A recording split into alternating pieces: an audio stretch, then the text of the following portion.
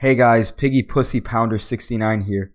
So this is going to be another one of those storytime videos you see all the fancy channels doing, but this one is going to be a little bit different because it's not going to be on how an Uber driver took the wrong turn equates to almost getting kidnapped.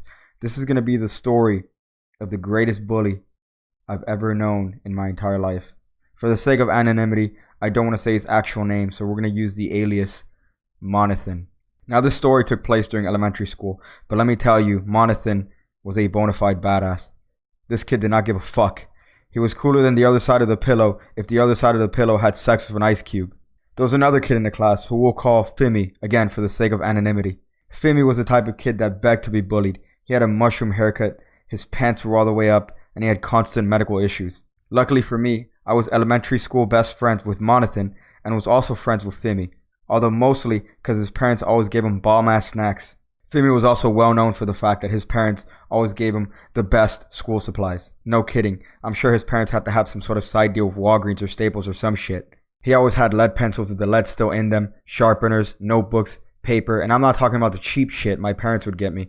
I'm talking about that 5-star shit. I'm talking about the Ticonderoga shit. I'm talking about that Trapper Keeper shit. These are important details later on, so don't think I'm just glossing over Fimmy's school supplies. So one day Monathan was in PE smoking a cigarette or whatever, and he wanted in on Fimmy's materials. Monathan was also aware of Fimmy's constant necessity to leave the classroom because of his diabetes or AIDS or whatever. So upon returning to the classroom, Monathan waited for his time to strike. This time came soon as Fimmy asked to go to the bathroom almost immediately after coming back from PE because of the multiple sclerosis. I was his lookout, so I took my position sharpening my pencil, which conveniently had a good view of the hallway, so I could warn when Fimmy was coming back from replacing his prosthetic leg or whatever. Monathan raided this poor kid. He had taken the lead from his pencils, removed the sheets of paper from his composition notebooks, and even had gone as far as breaking the tips of all his Ticonderoga pencils and pocketed the sharpener. When Fimmy returned from the cancer ward, everything was just as he had left it, leaving no indication of what had just transpired. This, of course, until several minutes later when he needed a pencil and he reached into his bag and pulled out what seemed to be an endless supply of broken pencils and lead pencils with no lead in them. I could hardly contain myself as Monathan was the first to offer help, looking for the perpetrator of this heinous crime. Because Fimmy's parents had the same ailments he probably suffered from, they replaced his lost and broken materials almost immediately. But alas, my friends, this was not a one-time incident.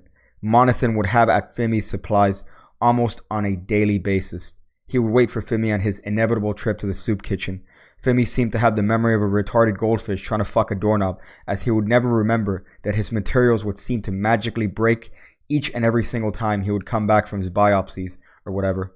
One day though, Monathan completed his Sistine Chapel of ninja bullying Fimmy. He would compose his Symphony No. 9 of stealth harassment. See, our teachers would have the students leave their book bag outside of the classroom and take the class to the school garden to read or whatever. It was actually a great time, but that's beside the point. Our class was located in the 3rd floor of the school, overlooking the garden, the very same garden where we would be taken. Monathan had had the gracious luck of being picked up early, so he had to go back to get his book bag outside of the 3rd floor. With a wink and a flourish, Monathan had made me privy of his plans. With nervous anticipation, I waited for the moment. Sometime between a reading of some poem of puberty or poverty, it began. One by one, it rained Ticonderoga pencils. They would hit the concrete with a thud. Just when you thought it was over, paper began fluttering down from the 3rd floor. Sooner than later, entire notebooks were flying down. Fimmy was devastated, and the teacher was flummoxed, immediately calling security to see who was the perpetrator. No sooner than security was called, Monathan came down running to the teacher, telling of an upperclassman who grabbed Fimmy's book bag and started to cause the chaos. Monathan then went to Fimmy and told him he was sorry he couldn't do anything about it, and delivered the line that made me realize Monathan was in fact the biggest bully I had ever met. He said, "Fimmy, you are my best friend, and I will try my best to find a person who did this to you." Monathan then approached me, winked, and rode off into the sunset in his Harley. So yeah guys, that's the story of Monathan, the greatest bully I've ever met. I only one day wish that I could be as cool as Monathan, although I feel like as a magician, this wish is something that I will never reach, no matter how hard I try. I hope you guys enjoyed this. Make sure to subscribe if you guys want other storytime videos. Make sure to subscribe also if you guys like doorknobs or whatever. I'm going to go figure out different ways to use a Febreze bottle to wash away the smell of my mother's hatred for me.